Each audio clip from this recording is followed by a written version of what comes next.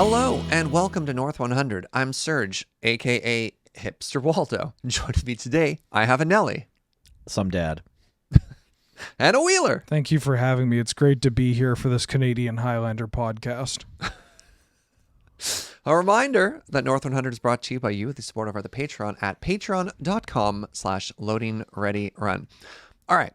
We got so many tweets about this. We got so many YouTube comments on this saying, will you cover the 40k commander decks? And we sat there and we were thinking to ourselves, that'd be kind of cool, but there aren't enough cards just in those commander decks to do an entire episode.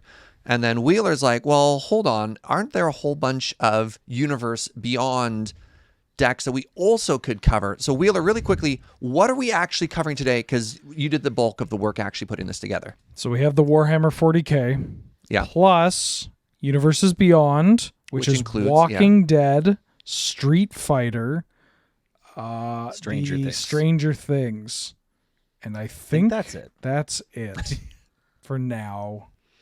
We might get Doctor Who later. But First in the series of North 100 set review, Universes Beyond. Maybe, yeah. Well, we had to scrape together a lot of product to do this. So as always with our set reviews, this is not comprehensive.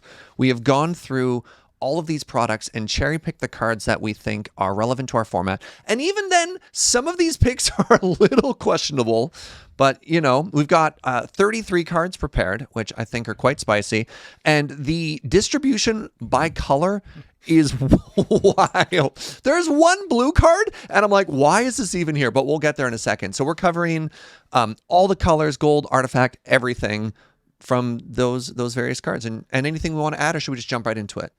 if we didn't include a blue card, people would get mad. That's fair. You know? You're like, really? Where's the blue cards? Like, I got bad news for you. It's got to be one of every color at least. And I think there's two where there's only one. All right. Well, Wheeler, you did the work. Why don't you start us off with the first card of the day? And they shall know no fear. For 1 and a white. It's an instant. You choose a creature type. Creatures you control of the chosen type get +1/+0 and gain indestructible until end of turn. Now, I don't recall adding this one. No, you didn't. Was this an Ellie? Yeah. You want to take this one? I'm fine. Yeah, we'll shoot you that back for the next one. So I just think this card's pretty straightforward and, you know, does what it says it's going to do. It's obviously better in a tribal deck. But I just think if you're playing specifically the mono white, like Death and Taxes humans bent version, or it might somehow get into the regular sort of all tax creatures version because a lot of them happen to be humans. I just think a solid 2-for-1 for 2 mana in that deck is going to be something to consider. I think it's the cheapest version we've seen of this card. Like Brave the Elements is protection, but the other, like, everybody's indestructible. Yeah, In usually white, it's 3. Yeah. 3. But it is only the one tribe. Yeah. But you get the +1 power, I get the indestructible. Even if you're just trading one for like a white Doomblade or whatever, or dealing an extra point of power, not so shabby. Soldier's Tribal. There you go. Yeah, there we go. Yep, fits into the callback from last week or whatever. Okay, here's your real first card. Celestine the Living Saint. 4 and a white for a 3/4 legendary creature. It's a human warrior. Don't ask. Flying and lifelink. Why is it an angel? Don't ask. Don't ask. We should have said this. We're not getting into the lore. We're not That's getting fair. world That's fair. That's implications. fair. Yeah. Okay. Unless it's Street Fighter. It's a then- human warrior. Yeah, Okay. Perfect. yeah, Yeah. sure. Okay. I could talk about Stranger Things. Okay. At the beginning of your end step, return target creature card with mana value X or less from your graveyard to play, where X is the amount of life you gain this turn. So, I forget the exact name that I called it, but since we made the episode where I called the like black white or mono white like Ruin your evening. deck. Yeah. So many people have brought it up. They really want that deck list. They love the name. Yeah. They like the deck list. And this is a card that could fit into a mono white or a white black version of it. Yep. As long as you have the life gain, because that effect is wild. Yes. When you get it going. There's some obvious weaknesses in that it's a legend. Yep. So you get Caracas. And it's 5 mana, but that deck does get up to 5. Like it already rocks 2 to 3 5-drops. Karmic Guide, Rebel Arc, that kind of thing. And this fits into your 5-drops being the cards that bring other creatures back. This one, however, has Resto Angel stats. Right. So it's not getting got by Bolt, which is huge. And then lifelink and flying, like this can actually end the game a lot quicker. And if this is your only way of gaining life, usually isn't, but if it is, 3 is often enough for you to start getting your value engines, your Ranger Captor Evios. Sun Titan, right? Like, hello. Yeah, classic, exactly. Classic. If you aren't a mono white deck, you can get back like an Eternal Witness with this. Yeah, exactly. That's what Like my you could do, brain goes immediately. you could do the green white deck that plays like Safi combo that already plays Soul Wardens too. Yep. Like this card made me care about the Warhammer cards. If that and that's a pretty big deal. So There's starting to get a lot of redundancy in this particular effect as well with Luris, Sun Titan, there's that. Paragon. Yeah. That new Capenna specialist thing. That does extraction something. specialist. Order of White Clay. Yep. Yeah, the untapper. That's a deep cut, but It's good in the deck. Just a lot of rebuilding, a lot of redundancy, especially if you have a deck that wants to sacrifice stuff. Yeah. Or this is super weird, but it's like instead of Doomblade, for example, do you start playing Executioner's Capsules for these weird abilities? I know it's a creature specifically for this, but using the example for Sun Titan or something like that, right? Like, do you have enough of these effects to start influencing synergy picks over straight mid-range picks? I think to an extent, yeah, but I would push more towards cards like, instead of just playing Brutal Cathar and Skyclave Apparition, saying, "Oh, I want Fiend Hunter as well." Yes, yeah. Digging more into that, but yeah, I think that with enough density of these, and you have the density, you can really just ruin someone's day. Yeah, as the person who has sat opposite this deck before, my night was awful. Yeah, it's great. Patron saint of having no fun. Yeah. All right, let's go to me and then back to Wheeler, and we'll reset this. So next up, we have Rick, the Steadfast Leader, 4 mana 3/4 legendary human soldier for 2 white. As Rick enters the battlefield, choose 2 abilities from among First Strike, Vigilance, and Lifelink. Humans you control each have the chosen abilities, and as long as you control 4 or more humans you control get +2/+2. This is pretty good in the humans deck. Yeah, this is probably. I mean, maybe there's a better Warhammer card that isn't popping up just a second, but this is like probably the best one. This is a shockingly powerful lord. We've seen it in Legacy. And Vintage, it's popped up. Right. I mean, saying Commanders, whatever, but like, it is a force to reckon with. Like this card, like if you're all humans all the time, this gets online pretty quickly, especially with token generators, like Adeline into this. Or just cheap creatures. Yep. Yeah, just go wide, mono white human. Something I don't know if I made particularly clear. All the cards we're talking about are legal in the format, right? We just used examples of Legacy and Vintage and stuff like that. But yeah, every single card we're talking about here, you can play in your Canadian Highlander decks. So if you're playing humans, get yourself a Rick if you can. It seems like a pretty strong inclusion for your top end. What a finisher. Yeah. Just the double anthem effect. Just beep, beep. Also, like, really good on defense, too. Even if you yeah, aren't getting first the strike +2/+2, lifelink or but you something just like have a that? first strike lifelink that can block, right? God, the life swing Yeah. when that comes down. That's absurd. Or maybe Vigilance lifelink. Even that's better for Lifelink forward. Vigilance is Yeah. just like, you're never beating this on the board. You're so ahead. I mean, what if you just had overrun every turn? Right? Like, I was going to mention that we are getting a non-Walking Dead version of the Walking Dead cards. Oh, cool. At Okay. some point in time, pretty soon, I think. Hopefully. But looking that's at this art, he's roasting you. Like he's giving you the like boy kind of hand. Yeah. That's is it going to be another supplementary product, or are they doing a reprint in a set? We don't know. Shrug emoji. the Stranger Things cards, they were part of the like set boosters. Yeah. Oh, with sure. Okay. Capenna or something. So kind of like the monsters versions of Ikoria, where they had like King Kong and Godzilla, like that sort of parody. where yeah, similar to that. Yeah. Okay. Very cool. All right. Shall we move on? Yes, let's. Rio World Warrior. Hadoken. 2 and a white for a 2/4 legendary creature, human warrior with training, and has an activated ability. Hadoken. For 4 and a red, and untap. Oh. Discard a card. Ooh. Ryu World Warrior deals damage equal to his power to any target, and if excess damage was dealt to a creature this way, draw a card. So this The untap symbol has got to just be there as a reference to the like Nintendo it's joystick move to do the fireball, right? Yeah, the input for fireball Yeah. is half circle or quarter circle, and Oh, I love that actually. I didn't put that together. yeah. That's very cool. Yeah. so the mana cost, it does have Ancient 2 mana. It's a 2/4, so it's not getting hit by bolt.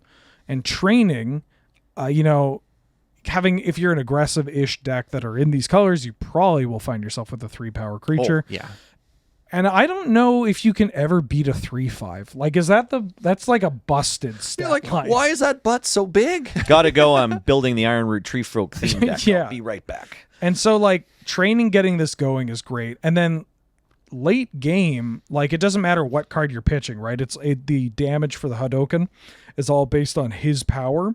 And so you're drawing lands. It's like, great, smacking with Ryu if you have a blocker, Hadoken, and get it out of the way. Maybe draw a card too if it's excess damage. Well, it gives it pseudo vigilance as well because you can attack with it, and then this mucks all kinds of combat math, right? Yeah. Yeah. It's a pretty expensive spell to cast the Hadoken, but yeah, the pseudo vigilance and the the repeatableness of it, and the fact that you might be able to get it up to 3, 4, 5 damage and draw a card. Give this thing a bone Seems splitter. solid. Yeah, I don't actually hate it in like an equipment deck because Yep. it's easy to cast off Ancient Tomb and Mana Crypt and all that. Getting to the Hadoken mana is going to be a bit easier. Throw a Shadow Spear on this thing. Doesn't matter if you're doing much damage. Just the untap is kind of scary. Yeah. If you do have Shadow Spear, this has lifelink, so it's like it. Yeah. Or even like a Naya. Like I could see maybe a Naya mid-range deck. Honestly, like wanting to give this a shot. Maybe the Naya Legendary kind of deck that's running the Bard's Yoshimaru Tale or and whatever, Bard's yeah. class, Yeah. that kind of thing. It just has all the right text on it, but it's finding a spot to put it. And also, have you received your secret layer yet? Those are the two issues that might be a bit of a tricky business. But other than that, yeah, this card is it's got a lot of good going for it. Cool. All right, next up. That's I you. think it's Lee. you. Is it me? Yeah. Sorry. Okay. We've got Triumph of Saint Catherine, 4 and a white for a 5/5 human warrior with lifelink.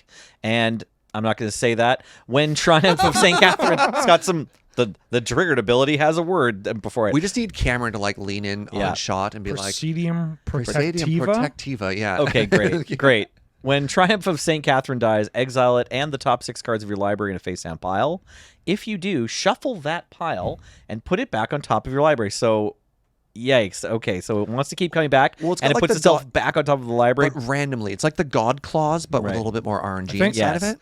But wait, let's finish reading it. Yeah. It has Miracle, 1 and a white. So we're talking about a 2-mana lifelink. As long as you, like, if you're in, like, a white weenie or, like, some kind of deck that doesn't plan on drawing a ton of extra cards, it means that you've always got this 2-mana lifelink, 5/5, waiting to get top decked. Like, those are good stats. 2 mana. God. And then, yeah, if your opponent kills it, then you're going to have that 2-mana 5/5 sometime in the next 6 turns. Every time. Yikes. So my one thought of this, and I wish I could remember the name of it, but from AVR, there was a 5 damage burn spell. Yeah. For Thundering Wrath. Thunderous Wrath. Thunderous Wrath. let's bring that up really quickly, just so we make sure we can get the numbers here, 4 red, 5 damage, miracle for a single red. or we could just have Wheeler. Hey, what up? Excellent. So once again, I want to go back to my friend Nick P. When we talked about the Raven Man in one of the previous episodes, we were talking about the density and the math of being able to pull something off, right? So specifically in the case of Thunderous Wrath, Thunderous Wrath. you have to ask yourself, every time it's in your opening hand, it's bad, especially if you like your RDW, because if you're a white aggressive deck, man, you never want to pay 5 mana for a creature, right? But every time you draw it as a top deck for the first time, assuming you don't have deck manipulation, you feel like a genius. Right. So you have to ask yourself, okay, I want to see this card in my first 13 draws, but not my first 7. Right. Right? So you got to do a bit of math. That being said, in a blue deck, in a brainstorm deck, you feel like a genius. So this is going to inform sort of the homes that you want to put this deck into. Maybe you just try and high roll constantly, and you put it in your D&T deck, you put it in your humans aggressive deck or a warrior tribal deck, and you just, you win some, you lose some, that's fine. But if you're trying to find like a forever home in a deck, I think you do have to do that math or be aware of it in some way, or just play it in big white. Yep. No, that's a good point. I played a D&T. Would you? Yeah. Would you? Yeah, if it's in your just straight D&T. Yeah. Would you play Yeah. Thunderous Wrath and Red Deck wins? No, but there's a bit of a difference. Okay. So the red deck how do you feel as a red deck if you hit 6? Oh, like you've already lost. How it's a blank. uncastable is a Oh, 6 yeah. mana spell? Oh, you mean if you have 6 mountains in play? Yeah. Like it's real bad. Like, well, yeah.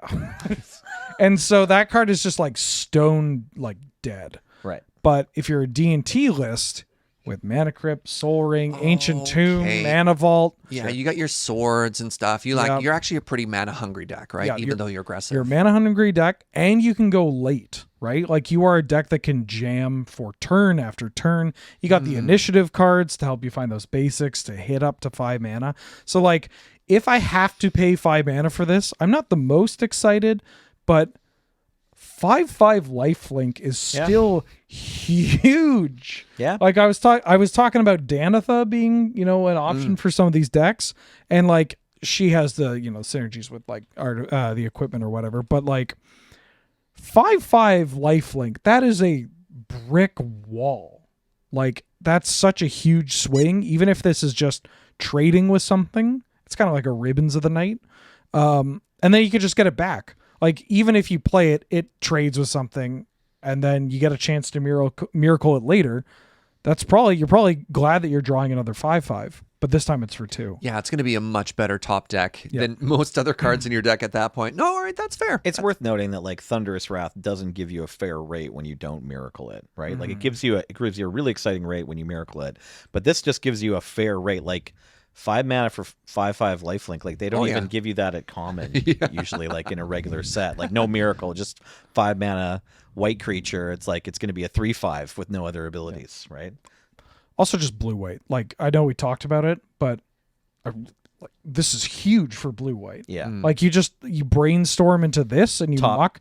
Top on your attack step. Well, block you do with this. in Blue-White Tempo. Honestly, Yeah. that's what I was thinking about that, because you can do it as an instant speed draw spell. Yeah. And whew, Once this card comes out, if you're against a blue-white player and you go to attack and they're like, okay, attacks are made, before we go to declare blockers, I'll cast Opt. Like even that, you've got to just be like, I didn't think about the 5/5. Okay, great, cool. Imagine spending all your mana to get like a 3 mana red creature in that stops their other like Wall of Omens from blocking, and then they're like, yeah, it resolves. You're staring at their 3 mana. You're like, okay, I guess I'm sending in with my 3 little idiots. They're like, ho, ho, ho, ho.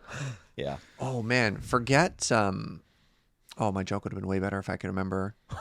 Not rest in peace. Nah, this is the funniest thing that could have happened. Settle the wreckage? No. Settle, thank you. Forget settle mana. Now you have to play around Triumph mana, or wait, Catherine mana. Catherine Catherine mana. mana is way funnier. Yeah. I All thought- right. Yeah. All right. Let's move on. Yeah. Next up is me, Zephyrim. More miracles. 4 mana, 3/3. Hey, you know that whole conversation we just had? Yeah. I remember it. Yeah. This one has. All right. So let's read the card. 4 mana, 3/3. Human warrior for 3 and a white has an ability that says Squad 2. As an additional cost to cast the spell, you may pay 2 any number of times. When this creature enters the battlefield, create that many tokens that are copies of it. And it has flying and it has vigilance. Solid. Yeah. I don't honestly think there's much else to add here. I think it's worse. I don't think I play this one in blue-white. That's Or I fair. might consider not playing it in blue-white just because Yeah. Entreat is just so much better. But like for a green-white creature deck, I think this has a bit more charm to it. But yeah, it's Same pros, same cons. yeah. All right. Well, that's white. Great. Do you want Here- this blue one? I know you'd be dying for this. I don't like this blue card. You said it was worth including, so I'll let you take it. Okay. Lord of Change. 6 and a blue for a 6. Wow. Oh no, not again. But there's 2 of them in stereo. Yeah. Wow. Yeah. Thank you, Serge. I can't wait to be on the internet for the next week. 6 and a blue for a 6/6 demon with flying and ward 3. And it has Architect of Deception, an ability that says when it enters the battlefield, draw 3 cards. I mean, I had it here because if we didn't, somebody would ask about it. Most certainly. There are probably better things to reanimate. than this card. There are better things to use flash on than this card. Can't Six. even kill your opponent with it. It's kind of a cool flash target, or like I could see it more likely in like a weird flash like density situation than Reanimator. I could maybe see it in like a blue-red sneak attack type of deck, Right. or whatever. Yeah, but like, that seems okay. there are just often better things. Like we So can many play better things. So many. I genuinely think people forget you can play Gristlebrand in this format sometimes. Like if they've come over from Commander or whatever, Right. it's just like, oh yeah, Gristlebrand. Oh, that's not okay Mm. because you already have your big idiot. Yeah, draws a bunch of why draw cards. 3 when you can draw 7? Yeah, exactly. I mean, I guess it pitches to Force of Will. Yeah. James, play the clown horn, please. Cool, that's blue. But yeah, this is a big idiot that draws 3 cards. Like, it's a little too overcosted for what we want usually. Great. All right, next up, Nelly. Chronomancer, 1 and a black for a 1/1 flying artifact creature, Necron Wizard, with pay 1 generic, tap, and sacrifice another artifact, draw a card, and unearth for 2 and a black. I actually looked at this one. I wasn't sure that it does anything. I'm not sure what the home is for it. Like, there are other ways to sack an artifact to draw a card. Maybe Dredge? Does it do something in Dredge? I think the Unearth is a bit too expensive for Dredge. Yeah. Who put this on the list?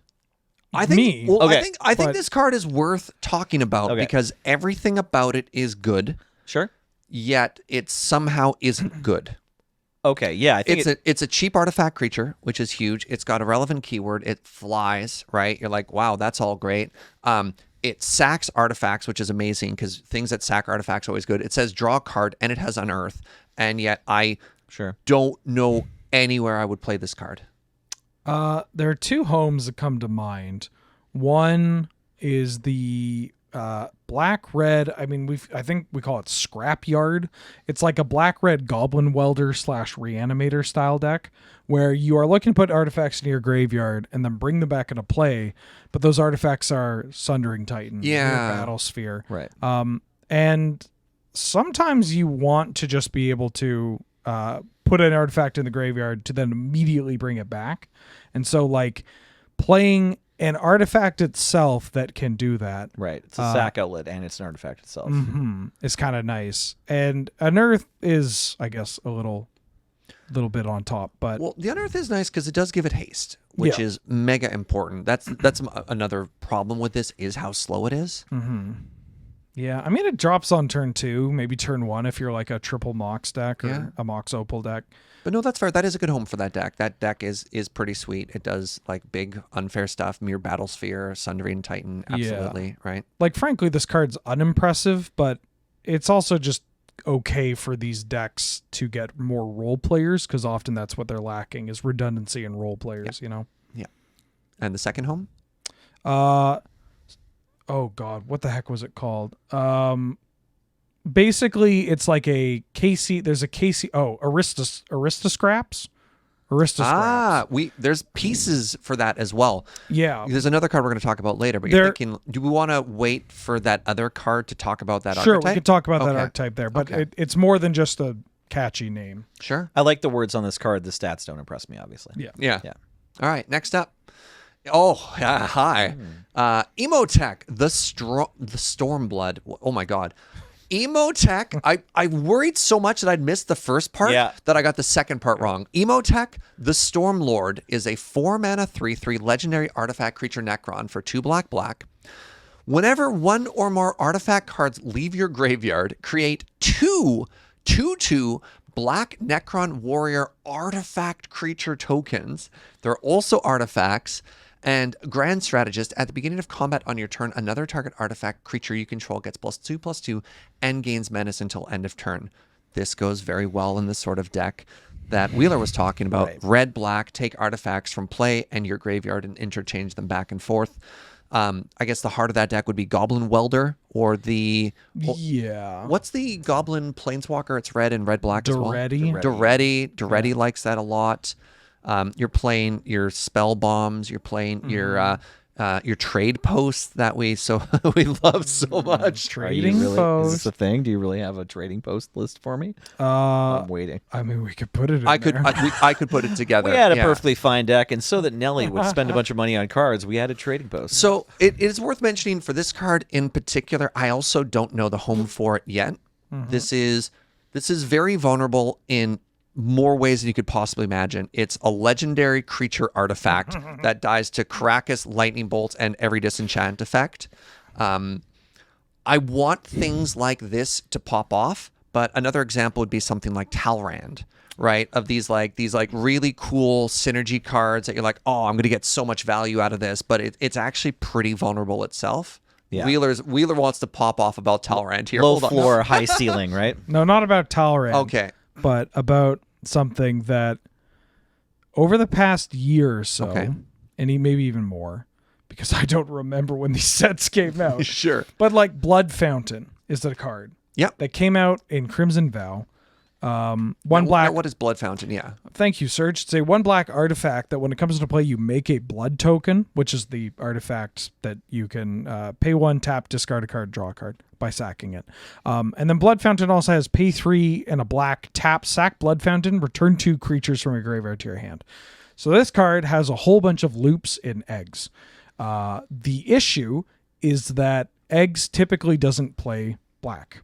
It can, but I just haven't had the time. I haven't had the time.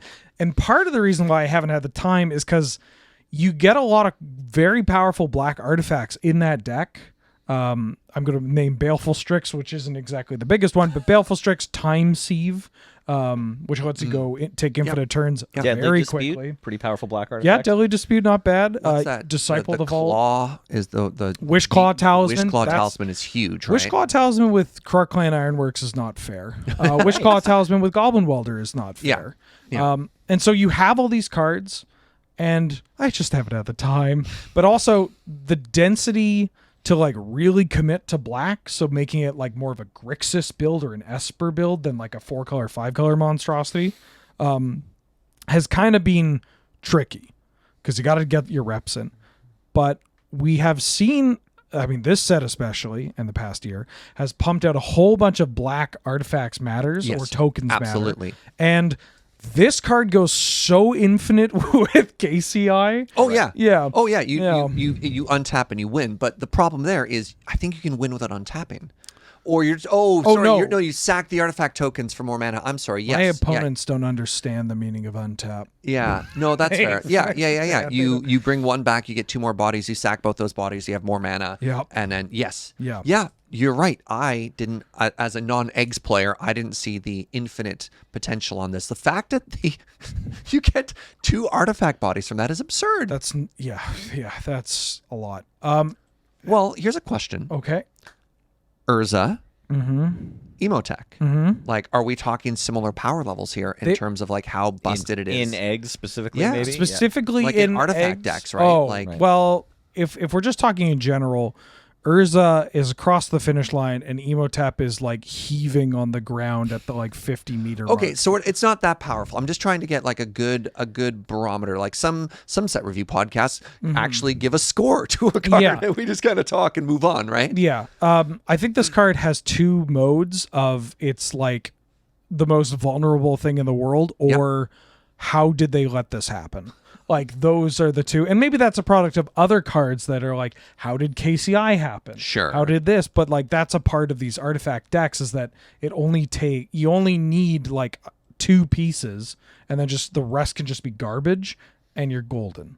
So yeah, there is another deck called Dregs, which the combo degenerates on the Discord in my community have been working on. And now like 3 people in the comments are clapping furiously right Oh, now at the mention After of the Dregs. after the garbage bladder has been swept up and cleaned away for the night, So, there's still some. yeah, there's so still it's a an few egg- combos left. It's an eggs list, but it also plays the dredge cards, and you neat. look to mill your entire deck sense, yeah. and then combo off that way. Yeah. And it plays Dread Return. And it's pretty easy to actually just get, like, when you play every little egg in existence and you have Golgari Grave Troll and stuff, it's pretty easy to dump your entire deck into, Dread Returning this, and then maybe you keep going. There are other things you could Dread Return into, I guess, but that's another deck where it is the artifact combo that is very solidly in black. And so, yeah. All right, you heard it here first, folks. Emotech, not quite Grizzlebrand, not quite Urza, and yet somehow we're pretty sure it's playable. All right, let's move on. Wheeler. Necron Deathmark. 3 black for a 5/3 artifact creature, Necron, with flash. When Necron Deathmark enters the battlefield, destroy up to 1 target creature, and target player mills 3 cards. Goblin Welder. That's it. Just the Goblin Welder. It's like we already have Noxious Gearhulk. Yeah. But redundancy. That's going to be a word we talk about a lot when it comes to this. Redundancy. But you could also put this in like Esper Hard Control, right? Because like Noxious Gearhulk doesn't have flash. Yeah, flash is pretty big too. Yeah, like if you want to be a blue-black control deck, like here's another. We gave you for 1 more mana, you get flash Ravenous Chupacabra. That like seems pretty great for the hard controlling players. I like it in blue-black as well because you self-mill yourself for your delve creatures and stuff like that. The fact that you don't have to mill your opponent is big too. Like they definitely gave us everything we wanted out of this card. I mean, maybe a 4th point of toughness, but whatever. Yeah. Card's pretty groovy. Yeah, just solid. All right, Nelly. Poxwalkers. 2 and a black for a 3/1 zombie with Death Touch and Curse of the Walking Pox. Whenever you cast a spell from anywhere other than your hand, return Poxwalkers from your graveyard to the battlefield tapped. So we got a cool recursive zombie that just tags along with your other recursion. So if you have Gravecrawler, this comes back every time you cast your Gravecrawler. If you are just casting like red spells from exile, because that's where you cast red spells from these days, off of your Chandras and, you know, red draw spells to put stuff in exile, you get to do that.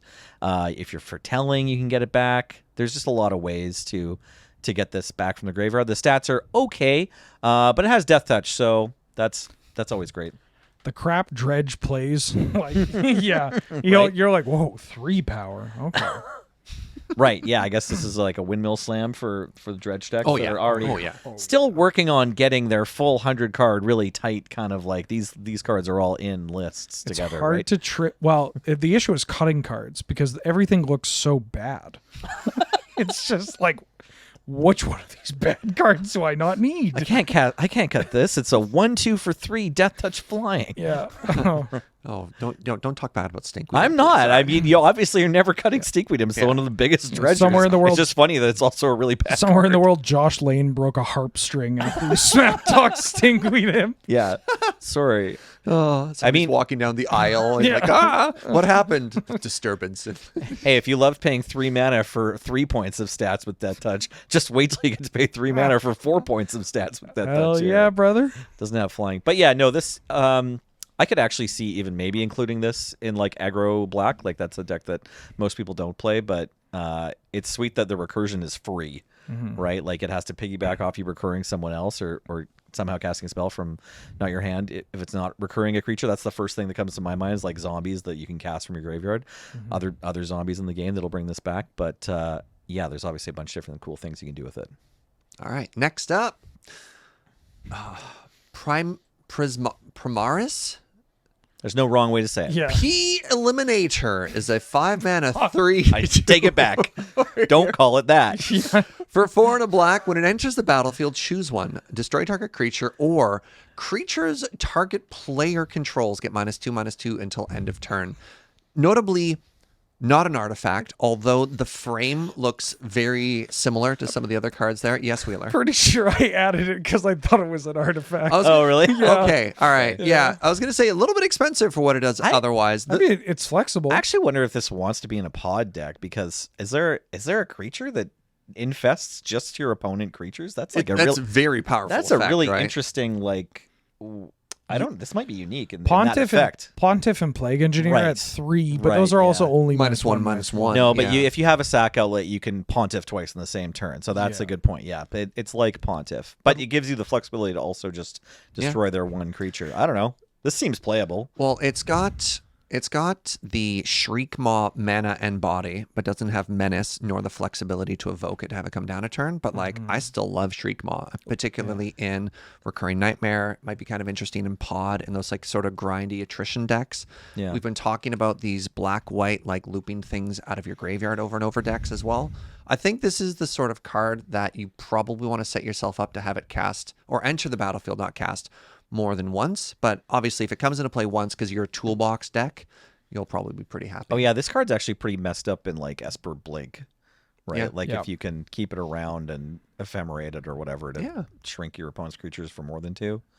Yeah, probably pretty meta dependent too. Like this is the kind of card that I think like in the coming weeks, not a ton of people will necessarily be sleeving it up right away. But if it turns out in your meta, the what's it called, Massacre Worm effect here is really good. I hate it. People in the comments always roast me on this, but I think we're going too long, particularly on cards like this. Okay. Are we cool to move on? I don't think this one's that exciting. Yeah, it's fine. My apologies. All right. Wheeler. Psychomancer. This is the one I was stoked for. 1 and a black for a 1/1 artifact creature Necron Wizard. It's got flying and has Harbinger of Despair. Whenever Psychomancer or another non-token artifact you control is put into a graveyard from play or put into exile from play, target opponent loses 1 and you gain 1. It's a Blood Artist for artifacts. Wow. That aren't tokens. Yeah, That's still messed up. Yeah, 2 big things here. I need to know, because we were talking about this before, what is the wording on Disciple of the Vaults? Artifact. Is it just artifact? Is it non-token artifact? It's just artifact. Ooh. So this is an effect. Disciple of the Vaults is an effect. I'm sorry, this was supposed to be your card to evaluate. I'm just so excited. Please, Wheeler. No, you can take this one if you All want. right. Disciple of the Vault is a card that I've always wanted to make work in aggressive aggro decks, especially like Workshop Weenie or something like that. And the nearest parallel is this is banned in Modern, right? Because of the no, it Is it banned in was Pauper? and it's not anymore. Or maybe it was they banned the artifact lands because this was too oppressive with Ravager or something like that. I just remember this. This card was got banned in banned in standard Standard. and Yeah. extended. Yeah. Like probably. Disciple of the Vault just has a history of breaking formats when there's redundancy, right? Which our singleton format doesn't have. And there hasn't been a lot of effects that are similar to this. So seeing the card that I've already seen, Psychomancer now, my brain immediately is like, oh my God, yes. And you hinted earlier to an Artifactocrats or something. Aristascraps, I believe, is what it was named. Which is basically what it sounds like. It's like aristocrats, but with artifacts. So We didn't want to go with Artifictocrats. no, I don't. I try to avoid decks with fisting in the name. I got a laugh from James. That means it's okay to say. So artifact creatures have a real easy time looping. Mirror Retriever, Scrap Trawler, all that jazz. They also have a great time at dying. Like sack out. There are plenty of sack outlets for both sack a creature and sack an artifact. Like you said, Disciple of the Vault, again, redundancy. And it's not the end of the world if you have to play like Blood Artist and Zulaport Cutthroat and all that, but it also just makes your mana easier because these are all just in mono black. So like if you want to build this black, blue, or Grixis, you can. But even just like 2 color is great because you're playing all these artifact cards. You probably want to play the artifact lands and fast mana, and it might trip you up on your own mana, but condensing the colors you have makes it a little bit easier. And so you can reliably set up your Disciple of the Vaults and friends, your Psychomancers, and kill them without having to worry about, tripping up on the spells you're casting. Yeah. Absolutely love it. All right, next up. Scorpek Lord. 2 and a black for a 3/2 artifact creature Necron Noble. Ooh, they're the king. They're the Lord. Menace and Command Protocols. Other artifact creatures you control get +1/+0 and have Menace, and it unearths. Okay, so I don't know immediately where this goes, but I like the stats. We got a 3/2 Menace for 3 that we play those in draft right away, and that's doing nothing else. Boosting your other artifact creatures seems fine in just the like workshop aggro deck. Playing this out on turn 4 or something after having plopped down all of your team. Now they all have Menace. It's like a overrun. You might only need to attack once with it. and maybe it has some other specific uses. I'm not sure how many like artifact tokens that we're regularly pooping out that are creatures, but if you are dropping like a bunch of Myr Battle Ball tokens on the field or something, now suddenly they have way more Bust power. out the Genesis chamber. Yeah. Right. I'm probably only playing this in Workshop, Weenie. Sure. Because that deck is pretty happy to splash for black already. Yeah. And yeah, the biggest issue with that deck is reach. It's very, very, very good up into a point, and it doesn't have a great job of sustaining itself because, again, unlike other affinity decks, there just isn't as much of a density of like ways to cheaply refill your hand. So being able to get your opponent very close to dead and then use this as a finisher is huge. But also that Unearth gives it the flexibility to come up earlier. Like you can play this on turn 1, get that chip damage in, like build up your board. They like trade aggressively with this, which is something you don't really want to do in the artifact deck because you don't have the ability. You kind of need to overwhelm them. But this with Menace lets you trade for 1, maybe 2 creatures and then bring it back for the Alpha Strike at the end too. I love this card. Awesome. Solid addition to the Workshop Beatdown deck. Yeah. Next up, we have Trazyn the Infinite. This is a 6-mana 4/6 legendary artifact creature Necron for 4 black. Has Death Touch, and as long as it is on the battlefield, it has all activated abilities of all artifact cards in your graveyard Time Vault. Yeah. Like, Yep. Yep. there's obviously a lot of ways to combo with this card, but we're a format that has Time Vault, and I mean, if you want a Time Vault that untaps every turn because it's a creature, That's certainly the best thing you can do with Yeah. it. But you could for sure put it in a deck with a bunch of other fun things to do too. But yeah, Worth noting, certainly playable. it also goes infinite with a Phyrexian. What's it? it's got Devourer, Phyrexian Devourer. Devour. You'll explain the combo. Oh, So that's what's just Phyrexian like Devourer? just like the ooze. It's does. like Necrotic Ooze. Okay. Yeah. So same- Phyrexian Devourer is this weird. I think it's a 6-mana artifact from a master set, but originally Alliances. Thank you. Yeah, early 90s card. So what Oh, it right, does yep. is it has an activated ability that says remove the top card of your library from the game, exile the top card of your library, and put plus, it's probably X +1/+1 Yeah. counters now on the Devourer, where X is equal to the card's mana value. And you Gosh, just have like there's- Walking Ballista 2 or something like that. Yeah. There's just so much. If you're watching instead of listening, we're looking at the original Alliance version, and it's like every line on this card has been It's updated gone by now. Oracle. We had Yeah. we had an eligible version in front of us, and No, it's James is fine. like, no. I wanted to know which set it was from. It's great. Yeah. But the thing is, Phyrexian Devourer originally has this if its power is 7 or greater, sacrifice it clause, but the Necrotic Ooze, or now Trazyn the Infinite, doesn't copy that. It only copies the The good stuff. Not the good bad stuff. Exactly, yeah. It just copies the activated abilities. It doesn't care that the Phyrexian Devourer would die. Anyway, so you just exile a bunch of your library to make a giant creature and maybe fling it or just attack. So Nelson had a deck where you played. It was like mono black A+B combo. Yeah. And Okay, I don't own this card, but someone was like, you should put that in. I'm like, you're right. well, Yeah. now you get to keep it all artifacts. Like you'll Right. probably play Necrotic Ooze in the deck with this. Yeah, I should but probably you put that have deck back the together. you have the Devour Walking Ballista combo with this. Right. You could play Time Vault and Keys. Yep. You can get with Helm and Leyline combo. Helm's an artifact. Oh no, this is starting to sound like a good You- deck now. Grindstone. If you're playing Tinker in that deck anyways, you can now Tinker for this if you have your graveyard set up properly Yeah. as well, right? Yeah, you Like, could- you just have so many artifact tutors for this, where with the Necrotic Ooze could get a little bit trickier because your tutors aren't as good. I mean, you just bury it alive and bring it back, but you know what I mean. Yeah, yeah. Very cool. Very, very cool. Bust out those Goblin Welders. solid stuff. So yeah, combo card. Check it out. Okay, I put this down, but do you want to talk about it? Is No, that you okay? can take this one. Okay, so this card, I don't immediately have a place for it, but I wanted to bring it up just real quick. Biotransference, 2 black for an enchantment that says creatures you control are artifacts in addition to their other types. The same is true for creature spells you control and creature cards you own that are on the battlefield. Whenever you cast an artifact spell, you lose 1 life and create a 2/2 black Necron warrior artifact creature token.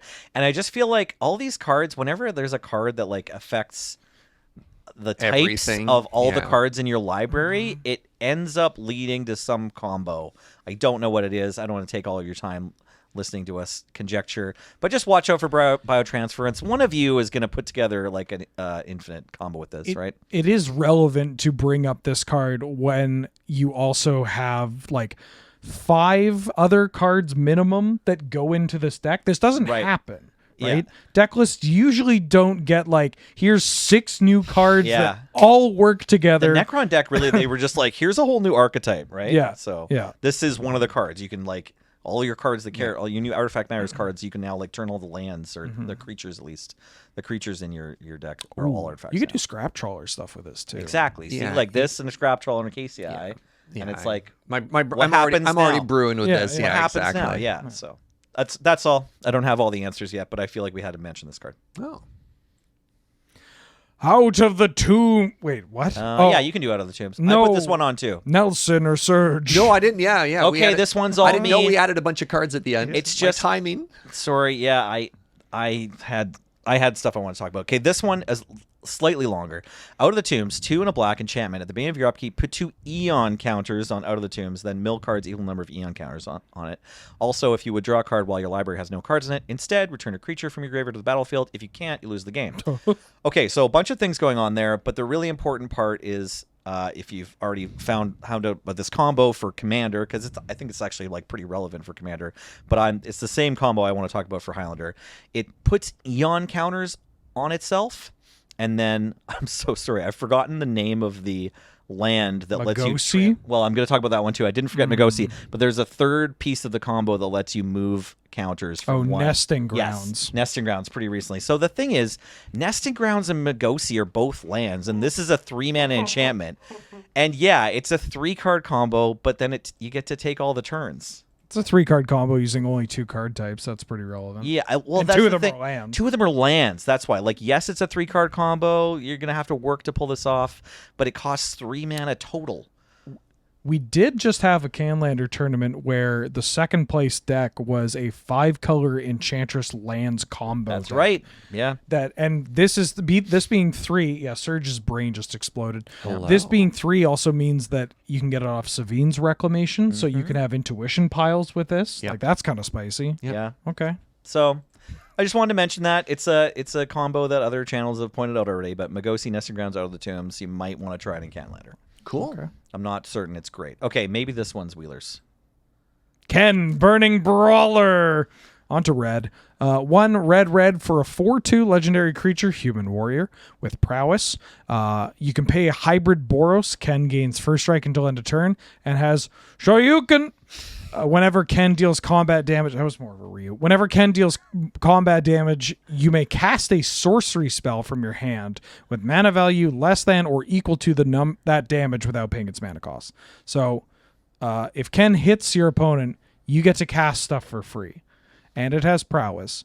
The downsides, it dies to bolt and it gets Caracas. But if we said that as a no-go for every single card, there wouldn't be that much we could talk about. This card's pretty spicy because it starts with 4 power and it's only 3 mana. Yeah. So like cast a couple spells, maybe you're hitting for 6 with it. Yeah, the first strike also makes it interesting because if they try to challenge it by building to the board, then, I mean, 4 power first strike is already so much. Yeah. I think this can chunking in and casting like a Chart of Course or an Expressive Iteration or even just like a cantrip is kind of solid. And yeah, I wouldn't be shocked if we see this card, once people get their secret layers, see this card start to pop up in, some of the blue-red prowessy kind of decks. It casts Council's Judgment, like even without prowess. Oh. Like the casting your spells part, Yeah. Yeah. Cast Armageddon. It's gonna work. There you go. Cast Armageddon without any prowess. Oh, wow. Yeah. Yeah.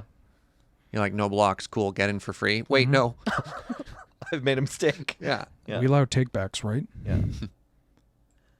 Do you want to take this one, Serge? No. Let's go to you, and we'll All right. resume the rotation Okay. here. So it's Biophagus. I'm gonna go with 1 green, 1 generic, 1/3 human tyrannid wizard with 1 activated ability, genomic enhancement. I think I said that right. Yeah. Tap, add 1 mana of any color. Oh, nice. If this mana is spent to cast a creature spell, that creature enters the battlefield with an additional +1/+1 counter. Oh, solid. Just Yeah. a solid Yeah. 2 mana, like a better. What's it called? Druid of the Cowl. Well, it's not an elf. Better, but still better at making mana than Druid of the Cowl. Yeah, it's 2-mana mana dork that doesn't die to shock, and Yeah. like every creature you cast with this just gets counters. Yeah. That's wild. Anthem plus Planowar Elf Yeah. together at last. Yeah. I like it in green red monsters, but also just like the +1/+1 counter deck matters, right? Yeah. Yeah. Even with no synergies, this is just a really rock solid card. Mm-hmm. Yeah. All right, next up, Old One Eye. All right, let me offer you a deal. How much power and toughness would you like for 6 mana?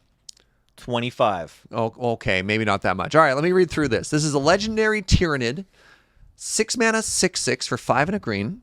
Other creatures you control have trample. When it enters the battlefield, create a 5/5 green Tyrannid creature token. And at the beginning of your pre-combat main phase, you may discard 2 cards. If you do, return it from your graveyard to your hand. So for the low price of 6 mana, you get 11 power and toughness, all of which has trample. And if the game is going long, if you've got lands in hand or something like that, you can buy it back if it dies. Seems like an okay. I mean, it's kind of a big dumb idiot, but giving everything trample is kind of relevant. And yeah. Hot on the heels of Defiler of Vigor, we've got yet another incredible Colossal Dreadmaw. Yeah. I mean, the one thing I like better is the fact that it gives other creatures trample. But yeah, it's the whole discussion we had about just like, hey, look, green has another big trample creature. This is a very big trample I creature. think this one's better than Defiler. No, that's I fair. do too. This one's very different than Defiler. Obviously, it's got the ETB. It comes down with more power and toughness. It offers everyone trample. These are relevant things Defiler doesn't do. And that fast healing, like it, if you play like the cantrip lands, like the Waterlogged Grove, Horizon Canopy kind of lands too, like it only needs 1 turn of you bricking a land. You're like, oh, cash this in, go to my upkeep or whatever, or draw step. That's when you want to do that. And then go to pre-combat main, get it back. I might try it in Dredge too. Like, I'd cast Reanimate targeting this card. Cast Hogak, which is actually pretty relevant now that I'm thinking. Yeah, oh, it's wait, great. hold on. It makes 2 creatures that are great. That's exactly. So Yeah. you reanimate this and then immediately cast Hogak off them. And assuming you have enough to delve, but yeah. we do. Oh, we Oh, we do. We've got enough to delve. We got enough. No, this is an important giant creature, right? Yeah, big boy. Toxic Green. Yep. For 3 and a green for 2/4 reach death touch. It's real mean. And it has hypertoxic miasma. It's got magic twitters. Whatever. All lands have tap, add 1 mana of any color, and lose all other abilities. Whoa. Yeah. So this is like a Blood Sun style card. Blood Sun, Blood Moon, one of the, a smooshing of those kind of effects. Obviously, it very funnily kind of fixes people's mana too, but it doesn't die to Bolt, which is relevant. Although I don't know how relevant that is if it's at its best against the like Tolarian Academy decks. Right.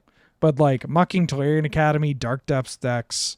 That Lands Enchantress deck was playing Bolt. Like, Bolt's just around. You Yeah. never know when People like Lightning the Bolt. Storm decks sometimes play Bolt. Yep. I mean, I also like it against D&T. It shuts off Rishi P. You don't have to worry about getting wastelanded. No right? more Caracas. No more Caracas. Yeah. I'd play this in medium green. Yeah. Yeah. Also, like, just one of the best giant spiders of all time. We got a 4-mana 2/4 reach with like Death Touch as well. Yeah, that's hard to attack into or block. Yeah. Like, Or it's- Resto Angel. Yeah. Oh. Resto Angel's like, I'm so safe. You need the 4 power of First Strike just to attack into it. Yeah, Toxic Green is like, hold my everything. Like, all right, what do we got next? Assault Intercessor. 1 white black for a 3/2 First Strike menace. It's an Astartes warrior, and it has Chainsword. Yep, I said that right. Whenever a creature an opponent controls dies, that player loses 2 life. Oh, sick. Not okay. That's That's not That's okay. why. I love this card. why is it caught? Why does it have 3/2 First Strike menace instead of like Yeah. like 0/1 for this mana with Oh, no yeah. abilities except the Chainsword? Like, yeah, they loot 2 life per their creature. Oh, die? yeah. That's pretty sick. Now, it's true that these kinds of decks, like, they would prefer it says whenever your creature dies, because sometimes your opponent doesn't have creatures that you're going to kill. But hey, if they're one of those decks, guess what? You've got a 3/2 First Strike menace, so it does it all. What deck were you thinking of when you said that? Oh, I was thinking of Aristocrats. Like, they Oh. want their own creatures to die. Oh no, I just like this for like white black D&T or something like Okay, that. cool. Yeah. You just Sure. beep beep. Yeah. You're just like, your trump blocking doesn't work anymore, and I'm just an attacking deck. Fair Well, enough. like First Strike Menace makes combat math awful. Yeah. Like Yeah, no, just for sure. absolutely the worst. And yeah, it just makes all the math bad for them. It's already like this thing with a GT. Oh, Yeah. I hate this card. Oh yeah. Or there's this thing with like, you are already dead. Oh, that doesn't work. Sorry, that doesn't work with combat damage because you have to put. Oh no, it could if they have a two James, toughness pull up and the then a 1. next card. Yeah. All right. Next up. My Safi. Oh, yeah. It's your turn. Welcome to Chaos Defiler. This is a 5-mana 5/4 artifact demon construct for 3, a black and a red. It has trample, and when it enters the battlefield or dies, for each opponent, choose a non-land permanent that player controls. Non-land permanent! Destroy one of them chosen at random. Now, of course, in a 1v1 format, you just pick one card. You just Vindicate. Or I guess a Vindicate can hit a land, but you know what I mean? You just get to destroy a permanent that they have. And earlier, Wheeler and I were talking about a red-black deck where you just take an artifact, you put it into play and die and loop it over and over and over with your Goblin Welder. This is, correct me if I'm mistaken, I think I actually like this more than our, what's our big 7-Eleven friend called? We just, The ape? No. no, the 7-Eleven. artifact. Choose a land type. Sundering Titan. Sundering Titan. Sundering Titan's a 7-Eleven, right? Yes. 7-10. 7-10. Oh, that's where it threw us off. Sundering You could have Titan said blows up. 7-10. I'd still be like, what are you talking about? Yeah, I forgot the word Sundering Titan for a second. I actually like this a little bit better for a card that you're looping. Like, obviously, Sundering Titan's good and iconic and blows up all the lands. But everybody who's played Geddon has wound up in a situation where you've destroyed all the lands, but they have a better board than you do. And you're just like, I'm just kind of dead. This, it slices and it dices. Yeah. It has trample. It punches through. It gives you triggers on both sides. I love this card for that deck, and maybe also in like stacks decks and just any sort of deck where you want to like make the board as hostile as possible, but you also have big mana. Yeah, like you can cast this, which is nice. Yeah. Where it's Sundering well. Titan, you're not often casting. You're kind of cheating that. Yeah. This is like a more fair and also more unfair version of that card, and I like it a bunch. Yeah, this is like just wants to get into like Jund monsters or Oh yeah.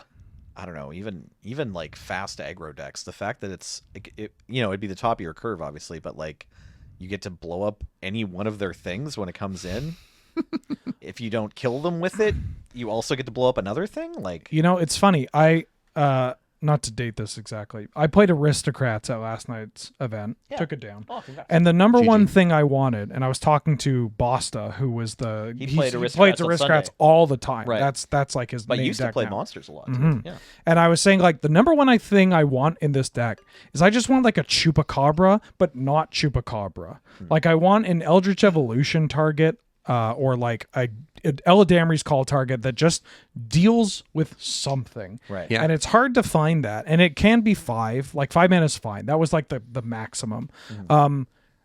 And I think I forgot this card was coming out because this is like the perfect one, and especially for that deck. Because if Especially for you that deck. you could play it, kill that one thing you need, but then you also just are able to protect it from exile with all your sack outlets. And that's a deck that can also run like Reanimate or Living Death or God forbid. It does play Duretti Ingenious Iconoclast, Hell yeah. which the alt makes 3 of these.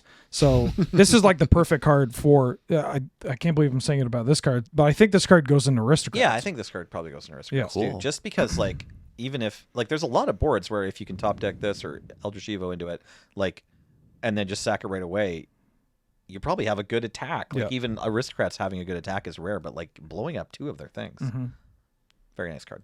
All right, Wheeler, you're up.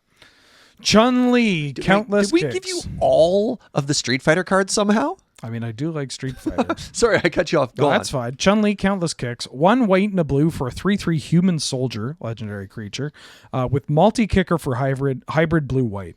When Chun-Li enters the battlefield, exile up to X target instance from your graveyard, where X is the number of times Chun-Li was kicked, and put a kick counter on each of them. And it has lightning kick. Whenever Chun-Li attacks, you copy each exiled card you own with a kick counter on it. You may cast those copies.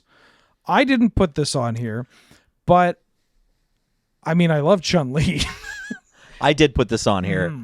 And so I'm going to assume that just everyone else in the entire world thinks that, like, in Blue White or Jeskai, like, 4-mana Hill Giant that can't protect itself and doesn't have an ETB doesn't make it, even if you get to cast Swords, Bolt, or Recall every turn. You have to pay the mana, right? But, like, let's assume you're just going to multi-kick her at once, right? And so the rate is not great. It's Hill Giant. Yeah. But then, like, if it's a Hill Giant that when it attacks, you get to cast your swords. Like, the Yeah. upside just seems so good that it's worth... And the mana cost isn't that high. It's not, like, prohibitively high to get into a deck with, like... I do have a counterpoint to that, though, which is if you're Blue-White deck, you're probably playing a lot of Snapcaster effects, and Chun-Li takes that away from you. It, like, because those cards have been put into exile, it does blank those high-priority spells you want to cast later, which makes it a little bit harder. Right, you're probably just doing one. Right? So. I will say I like that you can pay it with a multi-kicker, and then if she gets Caracased, as she is wont to do, or just bounced or whatever, those cards are still exiled with kick counters on them. Right. And so you can just you only ever have to replay her for 3, or you could be the one Caracasing her to set her up for different cards. Right. Which is kind of hot. It's kind of like a Karn silver counter thing going on there. I think I'd prefer to see her in like a Bant list or Esper, maybe. No, Bant. Final answer. Final answer. Just so you can give her hexproof a bit more easily. Yeah. I think like you have that's a deck where like the instants are going to be able to protect her or tutor up something else, like Eldamri's Call, getting a Dramox command or whatever, Simic Charm, and they can also facilitate her with Mana Dorks because she is a little expensive, but yeah. All right, Nelly. Commissar Severina Rain. 1 black-white for a 2/2 human soldier with leading from the front. Whenever Commissar Severina Rain attacks, each opponent loses X life, where X is the number of other attacking creatures. Okay. And Summary Execution, pay 2 generic, and sacrifice another creature. You gain 2 life and draw a card. Okay. I hadn't seen this one yet, but are we still just thinking aristocrats? Or does this go into the black-white DNT? I think this is more the DNT. This is a Hell Rider, right? Like, the sack outlet's kind of cool, and it doesn't have a tap effect, but, like... Right. Like, make a bunch of creatures turn sideways. Just a tax effect. It's pretty... Body-wise, it's kind of rough, but I don't like this in Aristocrats. I like it more in a turn your creature sideways sort of deck. I feel like it's different from Hell Rider. I don't mind the stats are smaller. That's fine. It's just the haste. Like, oh, sure, yeah. Yeah. Hellrider having haste is huge. But I think like between the Hellrider ability and the sort of aristocrat style sacrifice effect, like maybe there's a place for it in some kind of black-white X tokens strategy like Mardu. I want to play in a deck with Moxen. Right. That's it. I think you need to be a deck with Moxen or Mana Acceleration to justify like getting this card out on turn 2. Or as soon as possible. Oh yeah. Yeah, you want to be aggressive. And then potentially turning those Mana Dorks into more life loss with the attack too. Yeah. Yeah, I don't know. I'm not a fan initially of this one, but we'll see. When I saw it, my eyebrows went up, and I was like, okay. Yeah, fair enough. Okay. Next up, we have Glenn, the Voice of Calm. This is a 3-mana 1/3 legendary human advisor for 1, a white, and a blue. Has Skulk, so this creature can't be blocked by creatures with greater power. And when Glenn deals combat damage to a player, draw cards equal to his power. So it's got Ophidian, but even better text, which is kind of cool. I would maybe play it in like blue-white tempo in the sort of thing where you're trying to like fight for position on the board. You're playing a lot of unsummons and using it as ability to get card advantage. It's odd as it's better when it has low power, so you don't necessarily want to make it bigger because it opens up the board for more opportunities for it to get blocked, which is tough because it's counterintuitive to not want to win a game of Magic faster. But if you're happy to fight for the board, if you're happy to like clear the way and win through general card advantage, this card could do okay. Not to name drop a vintage deck, but this card was played in a vintage deck. Okay. I don't know if it maybe as much anymore, but there's a deck in vintage called Noble Fish. which is not actually filled with merfolk, but It has does, a noble in it, doesn't it? It has noble hierarch, but also it did play a fish, might still play it at some amount of time, but Cold-Eyed Selkie, which has the same kind of ability. Yeah. Right. And so like being able to like the combination of the evasion plus drawing cards plus like your opponent won't have blockers in certain like for points, sure. Yeah. quite a bit. And if you can protect this, like I think this card can actually run away with the game. So if I'm playing like a version, not Bant Blade per se, but all the cards of like Bant Blade, like the acceleration, the Moxen, the blossoming defenses, and just like getting Glenn, Geist, Shauna, those kind of cards in play. I could see that popping off. It's also a human. Solid card. I was going to say, I saw a Legacy or a Vintage deck list with it a couple years back. It's funny that like this card is from 2 years ago and we're just catching up on this now, but 2 years ago. I know, right? Sorry. I've aged too. Look, my fingernails are getting longer as I speak. This card is one of the long line of Ophidians, and they've been pushing Ophidians lately, so it's neat seeing this one on the podcast today when I've been thinking about the mutate one recently, which I think is like maybe like the there's octopus. always kind of The a octopus, ranking of the Ophidians, and I feel like Ophidians are a place where they're trying to push the envelope a little bit. But yeah, solid card. All right, next up, Wheeler. Malanthrope. I hate this card. 1 green and a blue for a 2/2 flyer, and it has Scavenge the Dead. When Malanthrope enters the battlefield, exile target player's graveyard. Put a 1/1 counter on Malanthrope for each creature exiled this way. What? What? Yeah. Like, Backup Dredge WinCon? oh my god, why did they put Bajuka Bog on something you could so easily Neoform into, Pod into, Eldritch Evolution? Honestly, I've natural ordered for Endurance more than once. And when you have to do it, you got to do it. And this is better than Endurance at doing that. And then just like... And it flies. Yeah, great. It flies. And like it doesn't, not even like the graveyard, like the graveyard decks will obviously just dump everything, but like just in playing matches of Magic against other decks with creatures, like this card being a 3-mana 6/6 is not that unreasonable at like a mid to late point of the Like game. a normal game against a control deck that has like 10 creatures in the whole list. Yeah, exactly. Yeah, I hate it. Yeah. Leave my graveyard alone. What is your problem? First Lion Sash, then this. Mawlock. X red-green for a 2/2 Tyrannid with Ravenous. Ravenous means this creature enters the battlefield with X +1/+1 counters. If X is 5 or more, draw a card when it enters. That's a cool ability.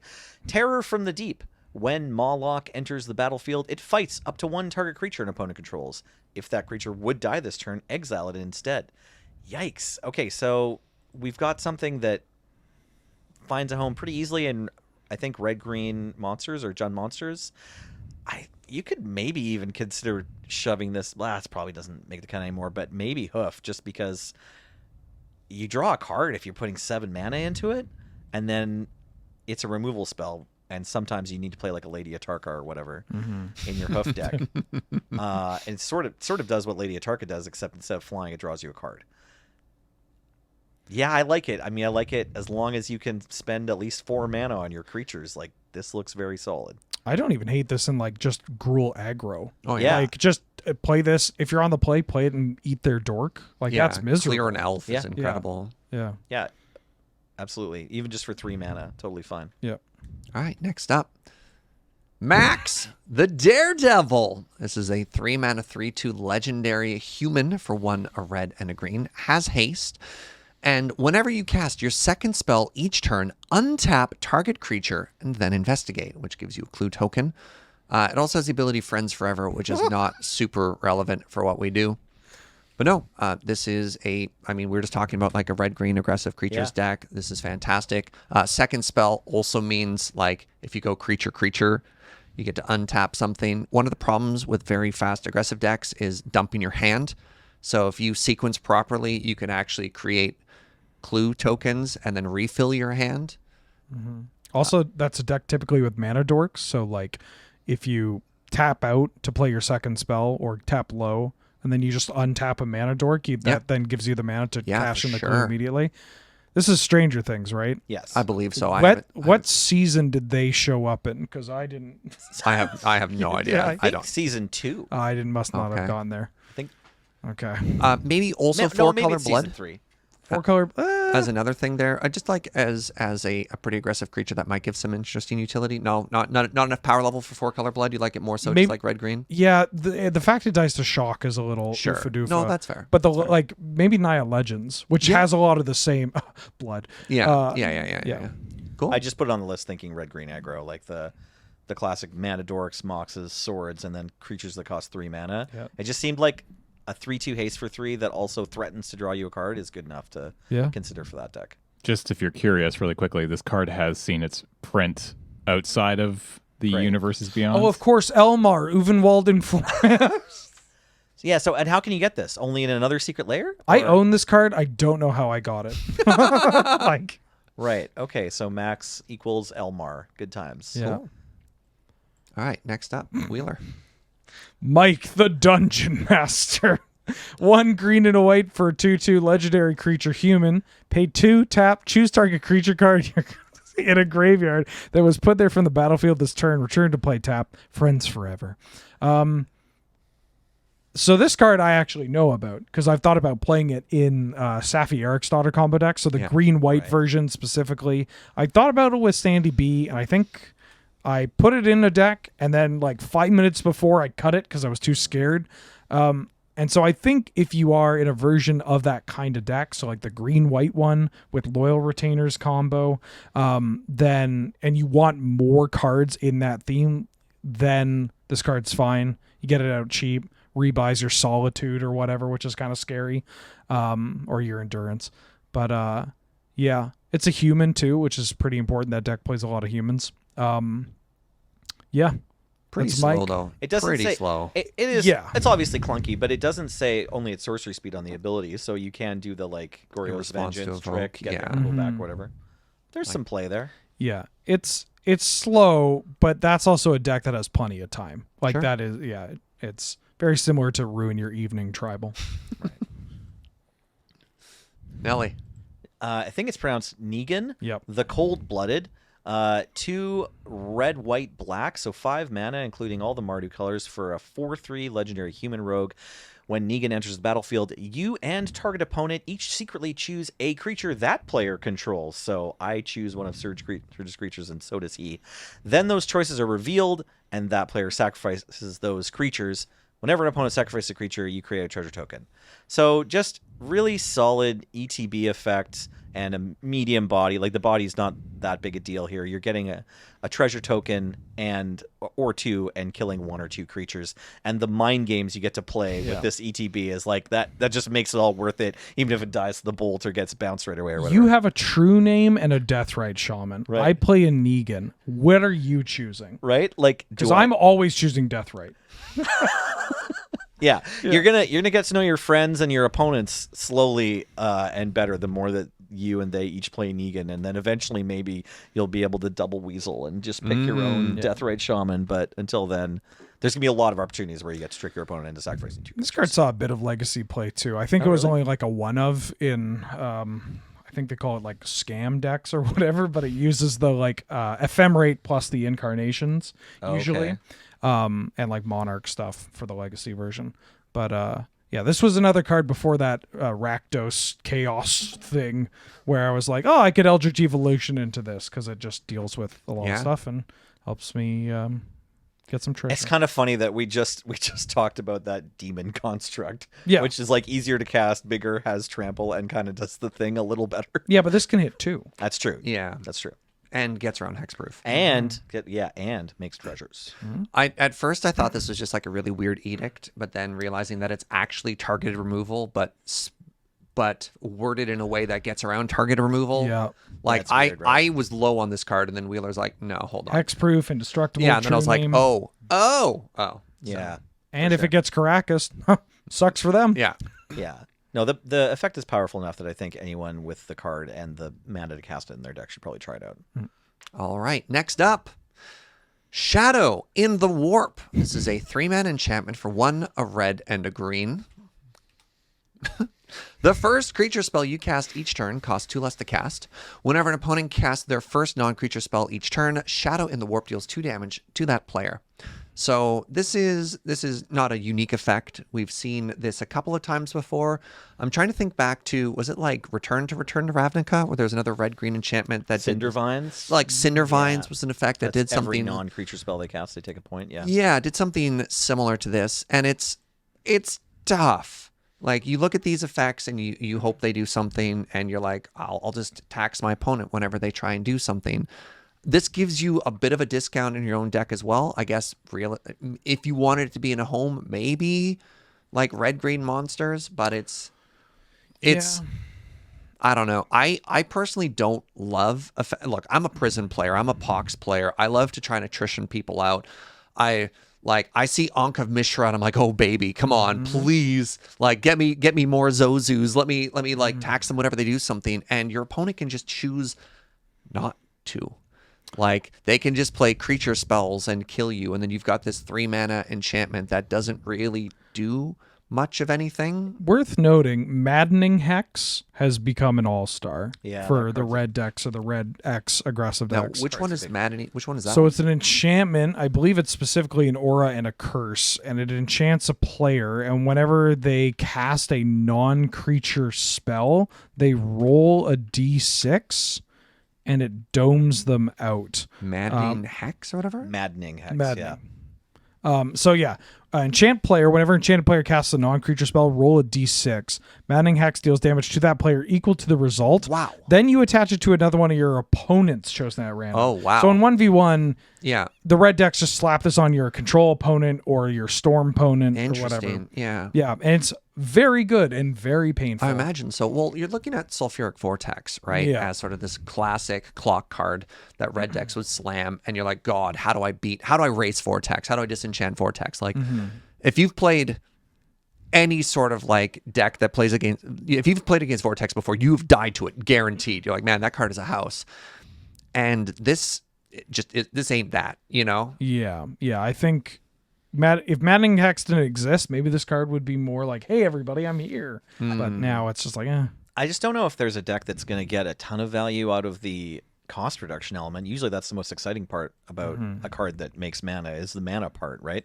So if you're jamming like Many Titans .Gruul deck or something, you know, like just aiming for 6s, then this card looks pretty exciting. It doesn't even let you double spell though. It's just the first, right? Like, right, but you start slamming 6s on 4, I don't know, or on 3. Like you Llanowar Elf, then you this, and then on turn 3 you have 4 mana and you play Primeval Titan. No, I don't know. I didn't put it on the list. Nelson, when we tell him his Maddening Hex plus Elder Gargaroth deck isn't good.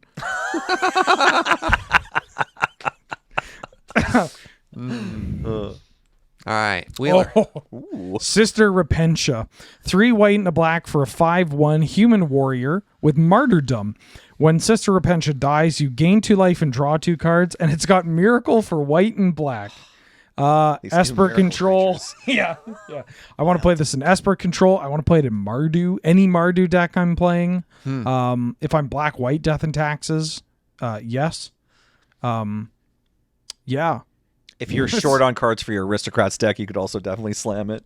Yeah, this card. It's not like good in Aristocrats, right? Because the Miracle is not It's going to so go expensive. Yeah. Yeah, no, you want to be miracling it, right? But Sandy B. There are Right. versions of Sandy B that go my goodness, hard with yeah. like Worldly Tutor, Vamp Tutor, like putting it on top is pretty nice. And then just like, I don't know, even just drawing it, you're a deck with a bunch of mana. Like I would gladly Safi Eriksdotter this card. Yeah, like gain 2 life and draw 2 cards. That's very nice. Pretty Plus, good. it's looking to trade in combat with a lot of things. That's it. Yeah, good card. Cool miracle cards. Thank you. The first Tyrannic War. What the hell is 2 this? green, blue, red saga. So 5 mana saga enchantment. First chapter, no read ahead. First chapter, you may put a creature card from your hand onto the battlefield. Okay. If its mana cost contains X, it enters the battlefield with a number of +1/+1 counters on it equal to the number of lands you control. Neat. Okay. Notably, you're still paying the X equals 0, right? Or no, you're not paying it at all because you're not casting it. You're just putting it on the battlefield. And then Chapter 2 and Chapter 3 are double the number of each kind of counter on target creature you control. So you've been talking up Colonian Hydra a fair bit. Is this on the list because there exists a deck where we're just jamming +1/+1 counters? I have not run into that, or when I have, it's been Abzan. I stopped reading this card after the first sentence. Okay. You may put a creature We're from just your cheating hand into stuff. play. Yeah, I just put it in cheating Emrakul. Sure. Yeah. Sounds good. Yeah. I think we're just putting in Emrakul. Okay. That's so it. we got one more card for the Sneak and Show deck. Yeah. Love it. Oh my god. Introducing Venomthrope. This is a 3-mana 2/2 Tyrannid for 1, a green, and a blue, and it has flying, death touch, hexproof. Yeah. Why? Yeah. We love a Vampire Nighthawk. Man, so there was a similar card to this in one of the many Return to Ravnica's, which was it was black, blue for 3/3 flying hexproof death touch. Oh, yeah. Yeah, the knight the vampire. Yeah, I can't remember what it was called, but that card was a house exactly in that limited and never got played outside of that because it was impossible to cast. Hard to cast, yeah. Right? This is incredible, and I'm thinking something like Sorensen, like a tempo deck where you typically want to protect a threat and then maybe give it like a bone splitter or something like that. You barely even have to protect this. This protects itself, and it kills everything that somebody tries to put in front of it. I mean, obviously, you don't love trading it with any of the 3/1 flash creatures that come in, but like... At the end of the world if it does. No. There's so many good hexproof creatures now. I wonder if there's like a green-based equipment deck. Like, I haven't tried it or run into it or anything, but like, yeah, this thing would love to wear a sword. Really good with curiosities. Oh my Yeah. God, yep. Can't block it. Yeah. Yep. If you put it in like a Bant deck like that, you also get Yep. the blue-white version of Curiosity. Yeah, Called this blue-white. Oh, Staggering Insight. Staggering Insight. Give it a +1/+1 It's as a well. pretty messed up Bogle. Yeah. Yeah. Oh, Pretty yeah. messed up in Catablade. Yeah. Yeah. Why? Why new hexproof creatures? Wheeler. Knight Paladin. Occupation? Yeah. 5 mana artifact vehicle. It's a 6/6 with trample and has rapid fire battle cannon. When Knight Paladin enters the battlefield, it deals 4 damage to each opponent and has crew 1. It's I mean, it's an artifact that domes people out. We don't get that a lot. Yeah. That's kind of relevant. That's it. I think literally that's it. Is there like a Vehicles Matters deck yet? Not Rowdy quite, Crew right? isn't a great card. No, I've been really wanting to. I know the Commander players are like the rat, the black-white vehicle rat. Oh my Right. God. Greasy. Yeah, Yeah, that's a real card. And it's a good one by itself. I just don't think there's that density yet. It's something I've been keeping my eye on. But yeah, an artifact that hits people. This is like a very big meteor. If we're talking about the like tinker or anchor to reality, like, you know, ooh, here's my Parhelion. Like, we don't need to find Knight Paladin, but 4 damage is a reasonable amount. Like, if you can somehow loop this, maybe Goblin Welder. Huh? I mean, the obvious answer here is like in your workshop deck, right? But Yeah. I wonder if this is worth considering in just like your mid-range deck that has lots of land werewolves because it's crew 1. BattleBots. I'd play this in BattleBots. The more I think about it. Yeah, we're playing crap like Darksteel Juggernaut. Like, Hold on. okay, sorry, when I say crap. There's a lot of Kaladesh introduced a lot of vehicles that were pretty close to this. There was the Fleet Wheel 4-mana Cruiser. 5/3 that came into play with Trample and Haste. Fleet Wheel Cruiser. Like Fleet Wheel Cruiser is pretty relevant. Like there's a lot of vehicles that came close. And honestly, Fleet Wheel Cruiser feels like it might be slightly better because it could have an upside of 5 and it crews for 2. And I stopped playing this card. Right. Yeah. Right? Like the crew is kind of real. You do need creatures after the fact. And if you're somewhere between like vehicles and also playing equipment, you're like, man, I've got this bone splitter. Do I crew with the creature? Do I just equip it and attack with it? Like it's tough because you kind of want to play both and they don't synergize with each other. Like there are nombos associated. Crew 2 is twice as much as Crew 1, and you can That's true. applaud me for this saying that later. But That's incredible. the fact math that you did there on the it's spot. Did you do that math before you came in today? yes, it's written on my hand. Thankfully, though, your deck, like I'm talking like the mono blue, like bigger kind of BattleBots build, but one that would play like Psy Master Thopterist. Yeah. So even like that old man can jump into the Knight Paladin, or the Thopters can jump into the Still Knight got Paladin. it. Yeah, exactly. So like, coming down and providing reach where like Fleet Wheel still has to attack. Yeah. This No, just that's has true. to hit That's play. true. That is very true. Yeah. Hey, Nelly, you want to talk about an even bigger vehicle? It's Oh my Reaver God. Titan. 7 mana, castable off 3 Urza lands for a 10/10 vehicle with Void Shields, protection from mana value 3 or less. Now we're talking. Gatling Blaster. Whenever Reaver Titan attacks, it deals 5 damage to each opponent and crew 4. Okay, so yeah, this is a big honkin' vehicle that goes in your Vehicle Matters decks and pairs up with your cards that crew vehicles better, right? Like this with the 1 mana 2/1 that taps the crew vehicle for the 4, hot whatever. shot? The hot shot, right? Yeah. Like the hot shot can jump in this thing, right? Or any of these other cards in the deck that you were just talking about.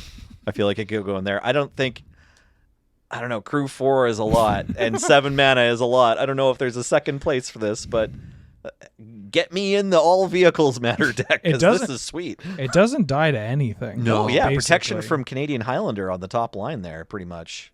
Yeah. Like, I think that's the only line that's really relevant. And yeah, it's, that's the exciting line for sure. I mean, the bottom line's cool too. Give it double strike. If they didn't block it, they're dead. You know, every Gideon crews it. but you go. can't give it double strike because it has protection from mana value 3 or Yeah, less. no, that's fair. I'm sorry. You know what? When it attacks, it deals 5 to the opponent. Yeah, that's- It basically does have 20 power, like pretty close. They're going to Yeah. take some fetch land damage. You know, if they just didn't block, like you got there, and they had to block with a 4-drop or higher. I don't know. Maybe this card's actually so powerful it's worth building around. I'd play it in the Parhelion deck. Sure. I think. Sure. Genuinely. Absolutely. No, for sure. Like Yeah. if you are on like Grease Fang and Vehicles Matter, Yeah. I think you should probably throw this in because Just- these stats are nuts. Yeah, that's huge. Urza Protection crews it from by itself, which is kind of neat. Right. Okay. Yeah, and like Mirror Enforcer crews it. Like Crew 4's a lot. This is the deck that can It's like achieve 4 that. times crew 1. Oh my god, how does he do it? Show Did me your you- hands. Yeah, Show me wait. your hands. Did you He's really know got the cheating? ring. Yeah, yeah, He's yeah. not cheating. I did it all upstairs. Wow. So good. Yeah, this could kill people. All right, and the final card we are talking about today is the Tomb Fortress. Enters tapped, taps are black.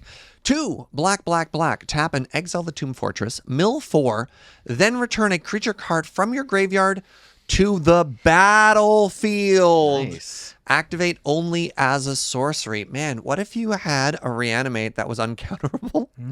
We got one of these for blue-black in Kaldheim, right? That one costs 7. Really? Yeah. Wow. Okay. Port of I Carfell. never did it. Like I don't think I ever Yeah. activated Port of Carfell even in draft. But this is 2 mana less and only 1 color. Hey. Yeah. Yeah. I like it. Yeah. Yeah. Yeah, 5 is a very reasonable amount of money to pay for reanimation, especially an uncountable reanimation, especially late game or off crop rotation or something, Tap- right? It comes in tapped. ETB tapped in great, but like Right. if we're like a black green lands with the reanimator kind of package or mono black like mid range to control, like yeah, that's fine. Yeah. I'll have it. Yeah, Oh, yeah. Uncounterable reanimator. It does exile itself. We're not looping forever. Yeah. But you know, just put the Port of Carfell in the same Unless deck. we reanimate Rift Sweeper. Oh, we got a Sun Titan, a Rift Sweeper, and a Tomb Fortress, and we're gonna be here for a while. It's Okay, cool. You can go okay. get a drink. Settle down, Jace. All right, friends, that is going to do it for our Universes Beyond. Did I get that? Warhammer 40k and Universes Beyond. Yeah, I don't know if we're going to do something like this again. We're going to have to wait for a lot of product to build up. I know the 40k product in particular had a lot of people hyped because there's a lot of haymakers that are showing up in this. Normally there's only maybe 1 or 2 cards that show up in one of these that we want to talk about. Maybe we'll tack it onto a set review. But thank you for expressing interest in this. Obviously, it was a very easy inclusion for us to do when we saw so many people asking for it. Reminder, if we missed any cards, things you want to talk about, let us know down in the comments below. This podcast is brought to you with your support over the Patreon at patreon.com/LonelyRerun. I'm Serge, joined by the wonderful Nelson I was here. and Wheeler. Huh? Thank you for listening, and we will see you next time. Bye-bye.